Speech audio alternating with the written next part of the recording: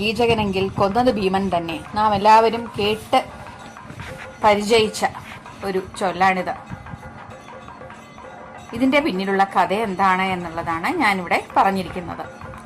കൗരവന്മാരോട് കള്ളച്ചൂതിൽ തോറ്റ പാണ്ഡവന്മാർക്ക് ശിക്ഷയായി 1 വർഷം അജ്ഞാതവാസം അനുഭവിക്കണമായിരുന്നു. അതിനായി പഞ്ചപാണ്ഡവന്മാരും അവരുടെ ഭാര്യയായ പാഞ്ചാലിയും വിരാട രാജാവിന്റെ കൊട്ടാരത്തിൽ വേഷം മാറി താമസിക്കുകയുണ്ടായി.